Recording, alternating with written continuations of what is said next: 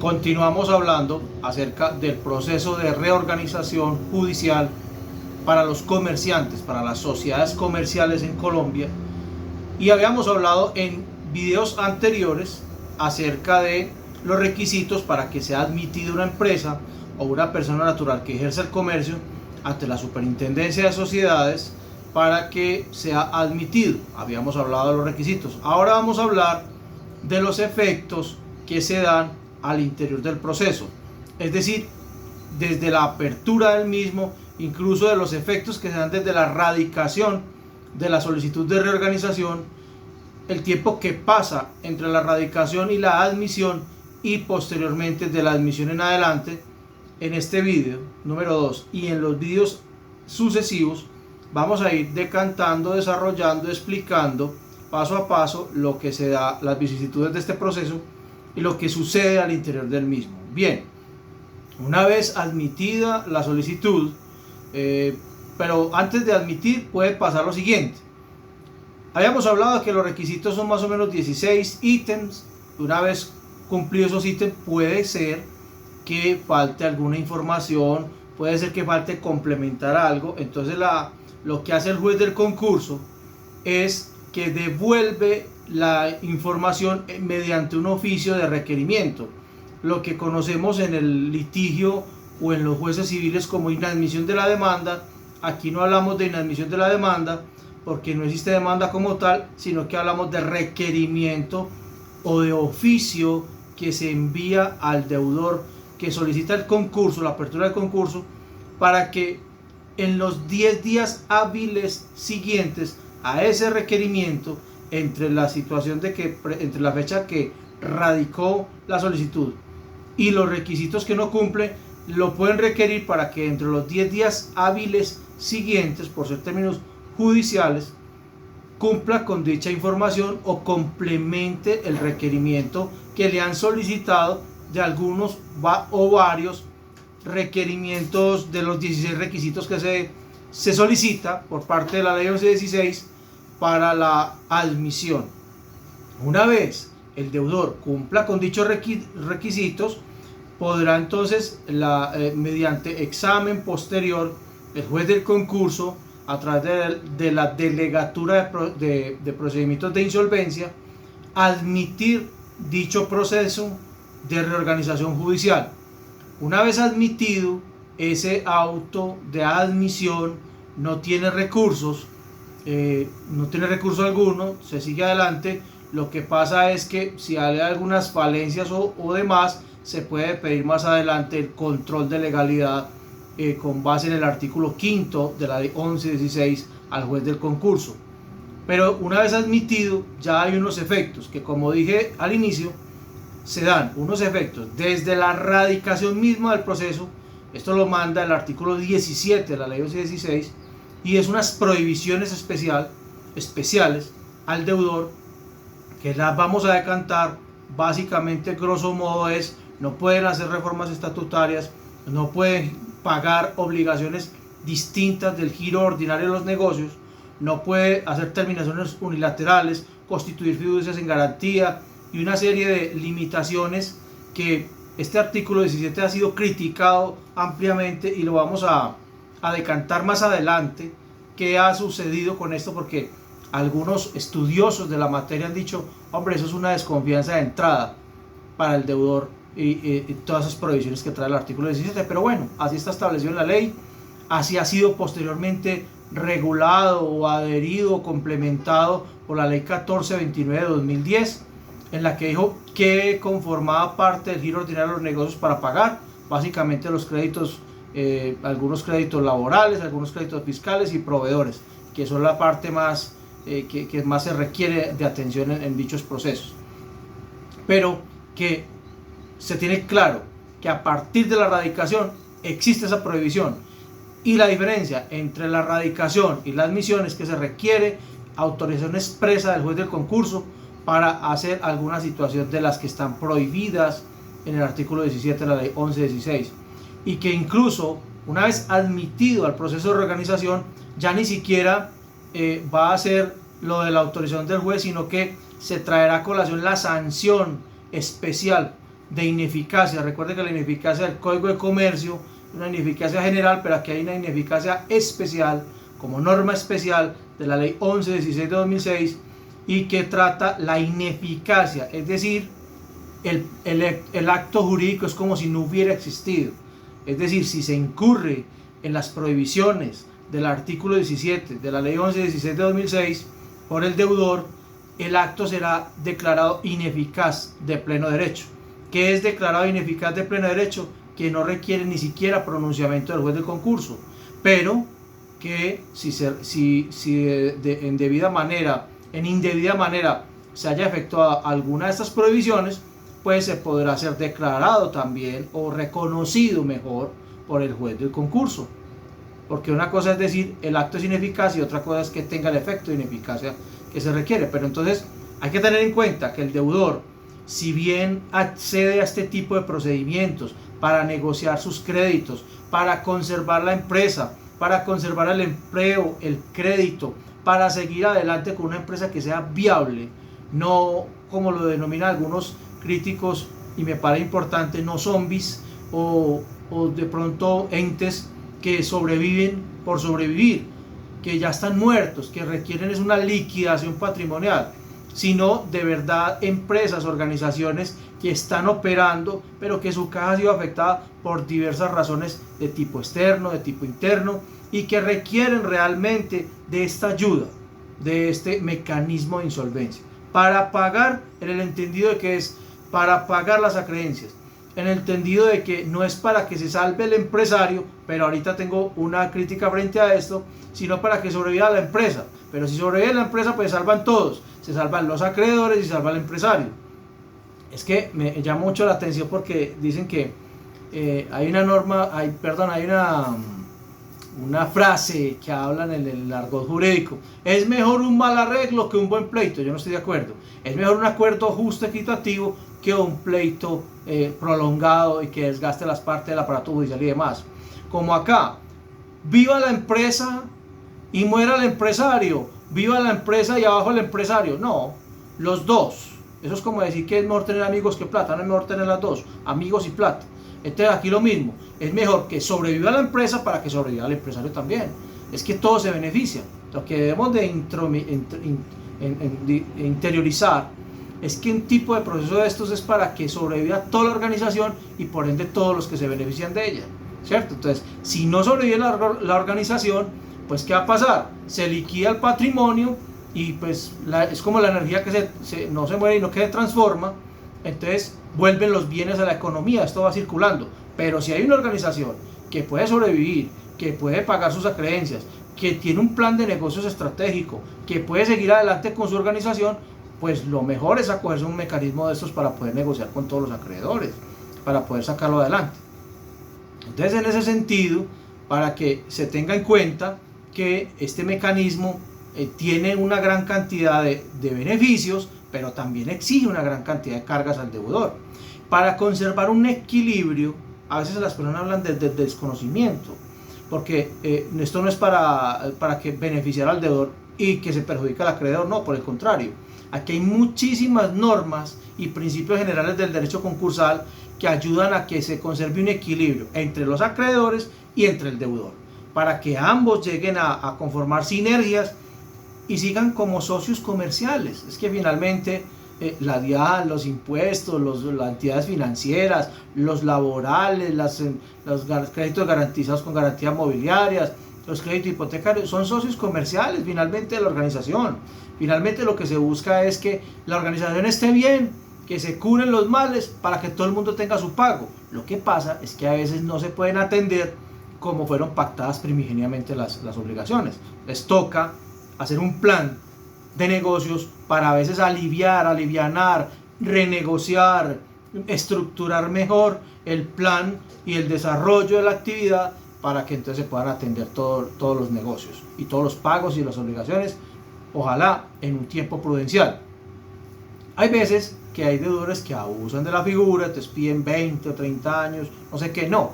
Básicamente los acuerdos de reorganización, los máximos acuerdos, incluso en Carlos Hernández Abogado, lo que máximo proponemos es hasta 10 años. hasta, a veces que hay acuerdos que proponemos de 4, 5 años, 6, 7 años, 8 años, dependiendo del modelo de negocio del empresario. Entonces no es, mire que a veces uno se pone a ver, y hay crédito hipotecario que una 15, 20 años, hasta se pagaría hasta antes de el plazo originariamente pactado, unos antes, otros después, en fin, unos se benefician, otros no tanto, pero la idea es conservar un equilibrio con todos. Entonces vamos a ir mirando despacio. Estos videos son dirigidos a la comunidad académica, a los que nos gusta estudiar el tema, a los que nos gusta estar juiciosos con esto y ir aprendiendo entre todos, y que todos hagamos nuestros comentarios y que todos retroalimentemos esta situación para que esta comunidad académica crezca y para que todos nos beneficiemos. Entonces vamos a ir mirando a ver cuáles son los efectos de la apertura y qué es lo que se hace con el auto de apertura. Entonces veamos. Con la apertura, una vez se admita, se nombra un promotor, que es un auxiliar de la justicia y que tanto como son auxiliares que se selecciona por la Superintendencia de Sociedades y que generalmente son promotores, liquidadores o interventores en procesos de intervención. Digamos que se nombran de la lista auxiliar de la justicia que se confecciona por la Superintendencia de Sociedades previa selección y cumplimiento de requisitos. Se selecciona, pero la ley 1429 de 2010 ha menguado el tema, porque es que una empresa que está en crisis y los honorarios de los auxiliares de la justicia sin demeritar su trabajo, porque es genial, porque además nosotros también en Carlos Hernández Abogados tenemos varios auxiliares de la justicia y realmente es un trabajo arduo, técnico, complejo, no es nada fácil. Entonces pero son honorarios cuantiosos, así de sencillo. Una organización que tenga 10 mil millones, 15 mil millones de activos, son honorarios de 200 millones, de 150 millones de pesos, ¿cierto? Entonces son honorarios cuantiosos. Y entonces la ley 1429 le digo, venga, empresario, estamos para ayudarle. Usted está sin caja y yo le voy a cargar un promotor que le vale tanto. Le voy a dar la oportunidad, pero le voy a poner cargas. Dice la ley 1429 de 2010.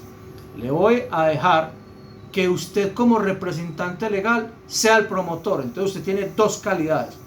Es el representante legal de la organización, de su organización.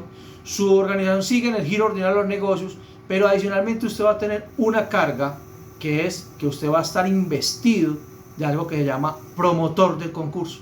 Y el promotor del concurso es el que vela por que se negocie el acuerdo, se cumpla con las órdenes que imparte el juez del concurso y que se conserve el equilibrio entre acreedor y deudor para que se lleve a buen término, a buen puerto, para que pase al otro lado el acuerdo, sobreviva la organización, la empresa, y se cumpla con los términos de ley. Se le dé publicidad al proceso y demás. Entonces, de entrada, el artículo 32 de la ley 1429 de 2010, pues le dice, listo, usted va a ser el promotor, pero tiene una carga. En cualquier momento, algunos acreedores externos podrían solicitar al juez de concurso que releven al representante legal porque no está cumpliendo bien su papel de promotor. O puede ser que la superintendencia, como juez del concurso, de oficio, también le diga, usted me está incumpliendo con las funciones que yo le asigné, con las órdenes que le di en el auto admisorio, y entonces yo lo voy a relevar. O por la situación específica de la empresa, cuando a veces son unas organizaciones muy grandes, digamos que está clasificado en A, B y C categorías de organizaciones. Entonces, por los activos, 45 mil millones de salarios mínimos de activos hacia arriba es categoría A. Entonces ahí le nombran un promotor por A o por B. Ahí sí no, porque es una organización compleja, grande, 1200 empleados, en fin, por las circunstancias y características de la organización le nombran sí o sí un promotor. Pero generalmente categorías B y C permite que el representante legal haga las veces de promotor. Entonces, cuando es el representante legal el que hace la promotoría, pues no necesita posesionarse, en fin, pero sí debe observar el manual de ética expedido a través de la resolución 10083 de 2016 y los términos establecidos en el compromiso de confidencialidad expedido mediante la resolución 10067006746 de 20 de noviembre de 2020, y en general los deberes establecidos en el artículo 2, 2.2.2.11.3.7, ¿qué cantidad de puntos? Del decreto 2130 de 2015. Esas son las normas que regulan esa situación y hay que observarlas. Por eso, el promotor es muy bueno que se asesore de personal experto, abogados y contables expertos que le ayuden a desarrollar esta situación. Generalmente siempre hay un asesor jurídico especialista en el tema asesorando al promotor y al juez y al deudor del concurso, al deudor concursado. Listo. Hay también una advertencia que lo venía diciendo. Esto estaba tomado fielmente de un auto admisorio de un proceso de reorganización. Se le advierte al representante legal que ejerza como promotor que en el evento de que no cumpla satisfactoria y oportunamente con las órdenes impartidas en la provincia de apertura, ya vamos a mirar cuáles son las órdenes, qué es lo que sucede, cuáles son los efectos, o en cualquier momento en que el juez lo considere adecuado para la buena marcha del proceso, podrá dar por terminada la función en cabeza del representante legal o del deudor en caso de las personas naturales comerciantes y designar un promotor de la lista de la Superintendencia de Sociedades conforme al procedimiento previsto en el reglamento. Entonces mire pues que es potestativo del juez de concursos también relevar al representante legal y nombrar un promotor. La idea es de que se haga bien la tarea para que se optimicen costos. Bien, vamos a mirar qué otra orden da el juez del concurso cuando se admite. Se le ordena al representante legal y al promotor registrar el formulario de registro de ejecución concursal ordenado en el decreto 1074 de 2015. Esto está regulado en el 2.2.2.2, 3 veces 2, 4.2.58 y concordantes, ante Confecámaras. Allá se registra. ¿Por qué? Porque es un acto de publicidad. Entonces miremos, de entrada se registra en Confecámaras dentro de los 5 días siguientes a la ejecutoria de la providencia. Entonces, admitido, ejecutoria de la providencia en firme, 5 días siguientes se debe registrar en Confecámaras porque es un acto de publicidad, Y de entrada vamos a decir, porque hay veces que dicen, es que aquí no se le ha hecho publicidad a este proceso está como escondidito, eso no se ve. Entonces mire toda la publicidad que tiene. 1. Se publica el aviso en la página web de la Superintendencia de Sociedades. 2. Se publica en Confecámaras. Allá se da cuenta, todos los acreedores de garantías mobiliarias inmediatamente consultan y se da cuenta. 3. En la Cámara de Comercio, en el certificado de existencia y representación legal, también sale sociedad en reorganización. Tercero. 4. Se debe establecer un blog o crear un blog para darle publicidad, que sea un espejo completo del expediente de la Superintendencia de Sociedades que se está llevando el proceso de reorganización. Todos los documentos, estados financieros, todas las actuaciones, los memoriales, las solicitudes, todo lo que se haga se debe replicar en un blog y allí se da publicidad suficiente. Adicionalmente, como lo vamos a ver a lo largo de este auto admisorio, se notifica personalmente a todos los acreedores que tengan acreencias y que estén calificados y graduados, que tengan que ver, que estén en la contabilidad de la organización. Entonces se notifica personalmente a ellos. También se les informa a los jueces, se hace una circularización por todos los juzgados civiles de circuito, civiles municipales, pequeñas causas, todos los juzgados, notarías y fiduciarias que tengan de pronto procesos en curso, y también, así no los tengan, se circulariza por todo el circuito donde está el deudor. Así se entiende que se le está dando publicidad al proceso. También el aviso que se publica en la Superintendencia de Sociedades posterior a la admisión, ese aviso se baja y se publica en la cartelera de ingreso de entrada de cada sede de la organización, sede principal y sus sucursales. Todos en la entrada siempre está permanecer el aviso desde el principio hasta el último día de que se confirme el acuerdo de reorganización, para que no se diga que no fue comunicado y que fue oculto el proceso. Entonces hay muchas maneras de darle publicidad a esta situación. Adicionalmente, cada vez que se hace alguna negociación, en fin, pues se entran correos electrónicos y demás con los acreedores. Entonces no se puede decir que está escondido el proceso. Eso es una orden importante, y el promotor y el representante legal deben velar porque eso se cumpla, para dar cuenta al juez en el informe inicial Dentro del proceso de reorganización se hacen 3 informes muy importantes. Uno es el informe inicial, que contiene todo el cumplimiento de las primeras órdenes que imparte el juez del concurso. El segundo es los informes trimestrales, que están regulados, ahorita vamos a decir la resolución, y que deben cumplir unos requisitos. Esos informes trimestrales se presentan en marzo, en junio y en septiembre de cada año, so pena o teniendo en cuenta que también se deberá mirar la fecha de admisión del proceso de reorganización, y entonces allí dentro de los 3 meses siguientes se debe presentar un informe de los denominados informes trimestrales, y ellos contienen varias cosas. Ahora vamos a hablar un poco de eso, o puede que en otro video determinemos de qué se compone el informe trimestral, por ejemplo, de parte contable y de toda la parte de bienes y demás, y de qué ha pasado, qué ha hecho los acreedores. Vamos a hablar despacio. El segundo informe, que es el reporte, que contiene 10 numerales. Después lo vamos a mirar, el reporte cuando se hace la calificación y graduación de créditos y hay objeciones, entonces el reporte de conciliación, objeciones y demás de lo que sucedió en la etapa de calificación y graduación de crédito, inventario valorado de bienes y demás, para que los que objeten, que ahora vamos después en otro vídeo, vamos a hablar cuál es el periodo de objeciones que se tiene. Los acreedores tienen la oportunidad de objetar tanto el proyecto de calificación y graduación de créditos, el proyecto de derechos de voto y decir cómo quedó graduado y cómo quedó organizado y cómo quedó distribuido el porcentaje, y también el inventario valorado de bienes. Entonces hay oportunidad procesal de que los acreedores aterricen al proceso, estar pendientes, atención, y puedan ejercer sus derechos como acreedores. Nosotros al interior de Carlos Hernández Abogados hemos representado varios acreedores en los que hemos estado pendientes también ejerciendo sus derechos frente a deudores concursados. Bien, ahora, estamos en las órdenes del auto admisorio.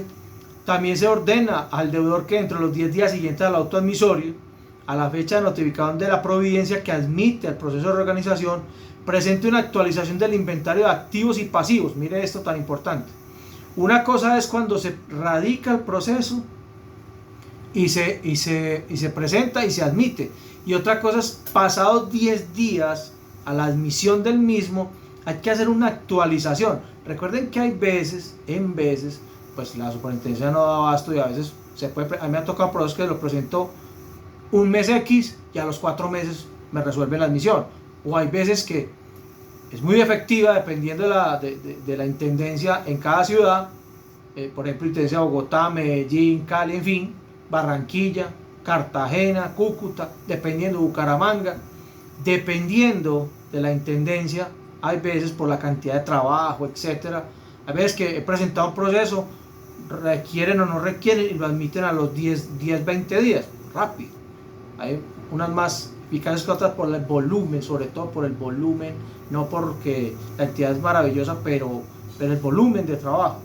Entonces hay que mirar que hay una desactualización cuando se ha producido, y como aquí reina es el principio o prima o es importante el principio de auditoría, pues claro, hacer la auditoría y puede demorarse 4 meses perfectamente, una admisión o 3 meses, una admisión a proceso de organización. Entonces claro, se ha desactualizado el inventario del proyecto de inventario de activos y pasivos, y por eso es que le dice, venga, actualícemelo el proyecto de inventario de activos y pasivos, incluyendo las acreencias causadas entre la fecha de corte de la solicitud, es decir, el mes inmediatamente anterior. Vamos a hacer un ejercicio.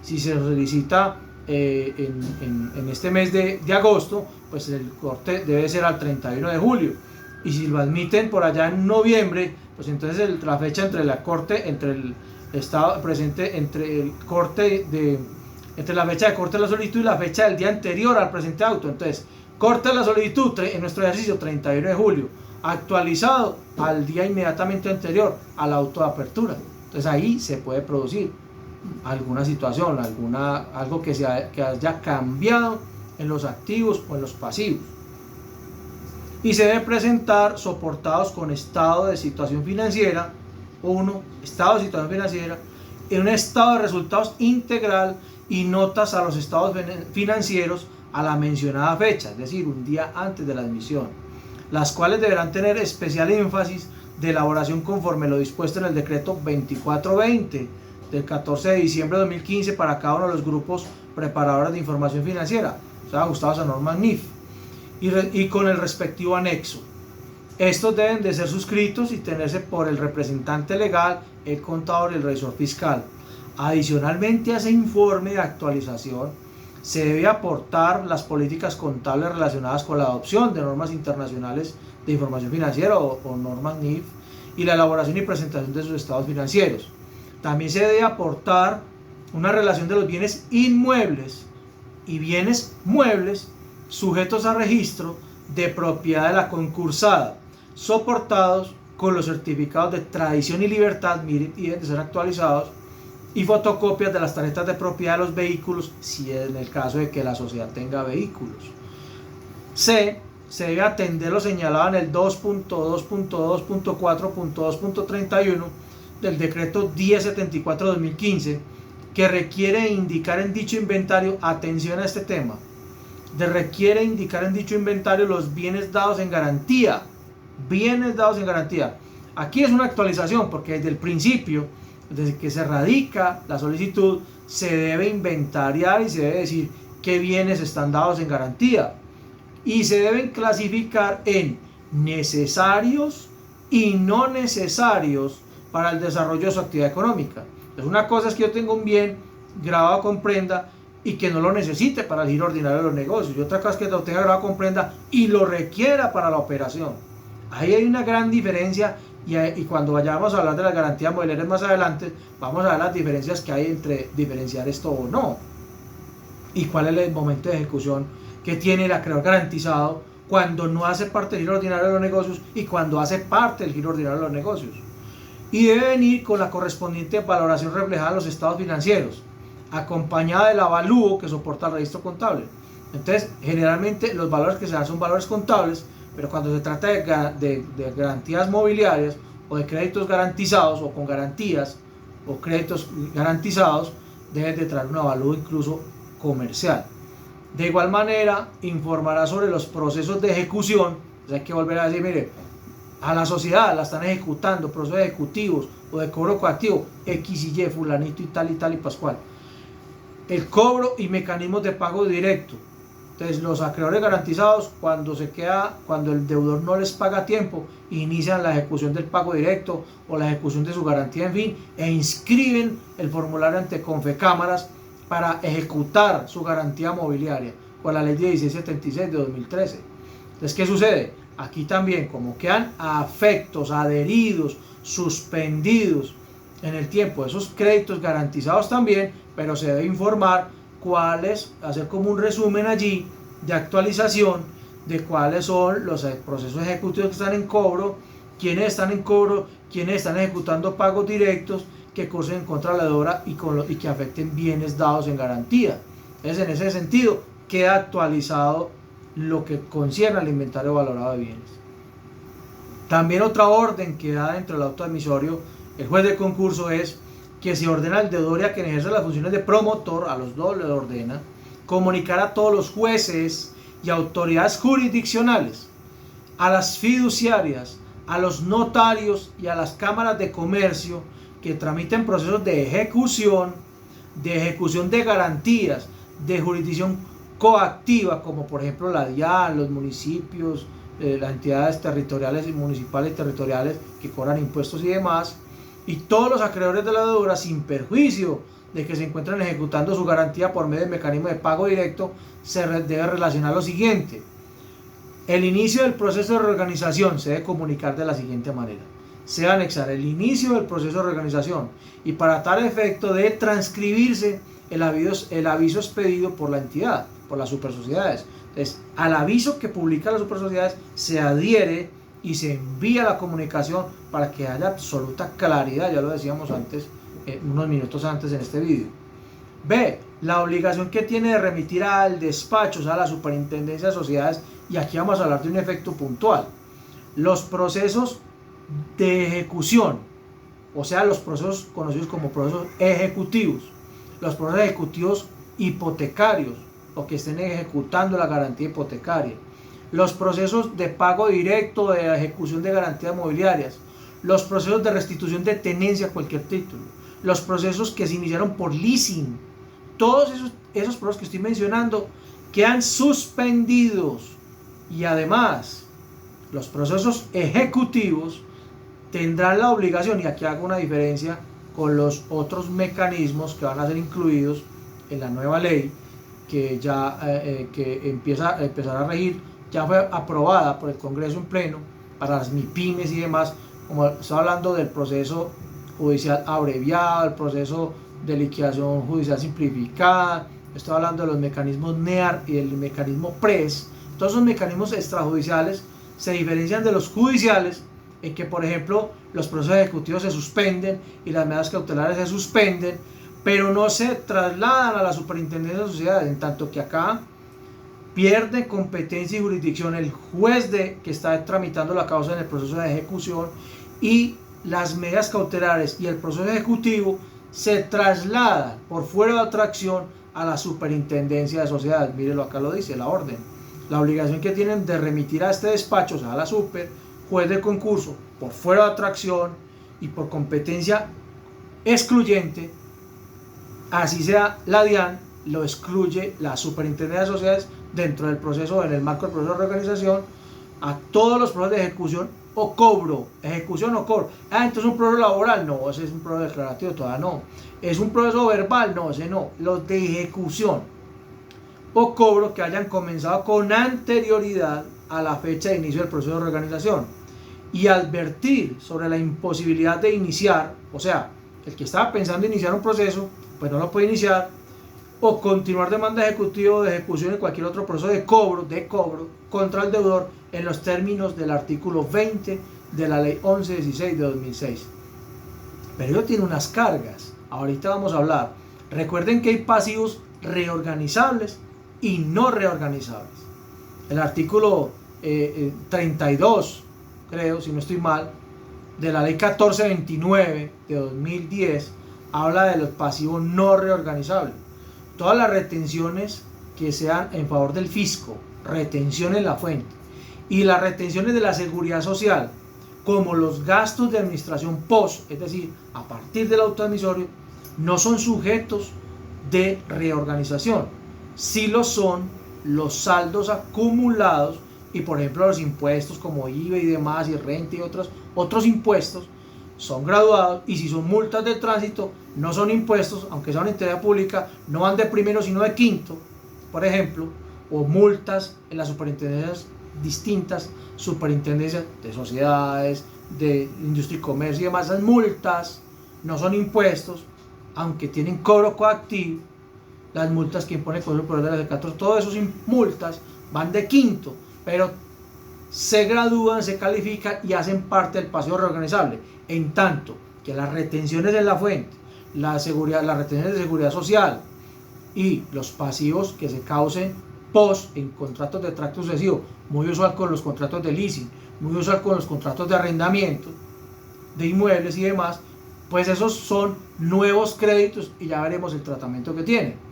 De entrada voy anticipando, hay que contarle al juez del concurso de entrada cómo es el plan que usted tiene deudor para atender ese pasivo no reorganizable, y que debe ser atendido antes de la audiencia de confirmación del acuerdo, porque si usted no lo hace, no le confirma el acuerdo al juez del concurso.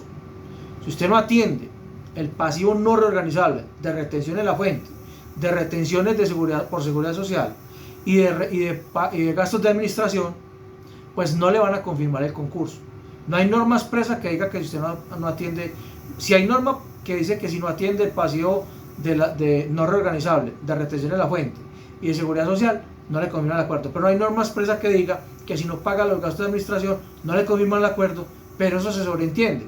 Como son nuevas ejecuciones, tiene doble sanción. Una, que los gastos de administración que no se paguen, una vez se admita el concurso y se sigan causando los cánones, por ejemplo, en contratos de tracto sucesivo, como leasing y demás, tiene dos sanciones. Una, ¿cuál es? Que el acreedor puede iniciar un nuevo proceso de ejecución y solicitar la terminación ante un juez aparte de la superintendencia, pero no por cánones generados antes de, sino post, después del auto admisorio. Y segunda sanción, que el juez del concurso no le va a confirmar el acuerdo. Es por eso hay que tener atención especial. Es que hay veces que el deudor se va de una y dice que eso es así y nadie le dice nada. Y llega a la confirmación del acuerdo, que a veces dan solito, a veces son pequeñas insolvencias. Y entonces de pronto no atienden esa situación y se encuentran con ese muro de contención. Por eso tiene que irse asesorado, en esto tiene que irse acompañado de expertos, para que usted sea previsivo. Es más, hay que anunciarlo, como lo decía, antes de la radicación, decirle al juez, lo va a atender de esta manera, ese pasivo no reorganizable. Y en el transcurso entre la admisión y la confirmación, hay varios informes que ya he venido hablando de ellos, de los informes trimestrales y demás, donde hay que contar qué pasa con los gastos de administración, cómo se están atendiendo y qué ha pasado con el pasivo no reorganizable, qué plan hay para atenderlo, conforme a lo que se dijo desde la radicación. Entonces, miren esa situación. Ahora, también le exigen el auto admisorio, desde lo que veníamos hablando, que para la constitución o conversión de títulos de depósito judicial a favor del proceso, es decir, para los que pagan y se va para el proceso por medidas cautelares y demás, deberá tener en cuenta el número de expediente del proceso y que en el portal web transaccional del Banco Agrario de Colombia sea asignado, el cual podrá ser consultado en la página web de la entidad a través de un link que le proporciona la superintendencia. De eso se debe dar cuenta y se debe acreditar, adjuntando los memoriales de toda esa información que se dio entre los 20 días siguientes al auto admisorio. Se le debe dar cuenta al juez del concurso en una cosa que se llama informe inicial, que lo elabora el promotor y el deudor. Muchas veces, recordemos que el promotor puede ser auxiliar de la justicia o puede confluir la facultad o la calidad de representante legal y de promotor del concurso. Entonces él hace un informe inicial donde dice: señor juez, usted me admitió acá este proceso, me dio unas órdenes, esas órdenes ya las cumplí, ve aquí las pruebas, estos son los anexos. Y así por el estilo, vamos, digamos, en el numeral séptimo del auto admisorio, hay otra gran cantidad de órdenes que vamos a hablar en otros vídeos a continuación. Es para que vayan viendo más o menos el equilibrio que hay entre uno y otro.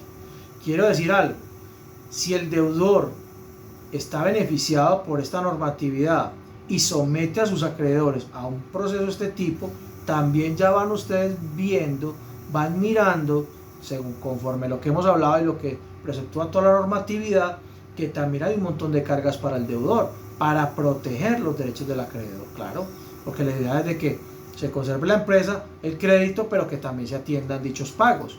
Y por experiencia lo decimos, los acuerdos que se han confirmado son los que mayor información transparente tienen, los que siempre se le tiene comunicación con los acreedores, los que no se esconde información, los que no se hace un proceso de esto para defraudar. Esos procesos donde el acreedor ve que el deudor es transparente, es 100% éxito asegurado.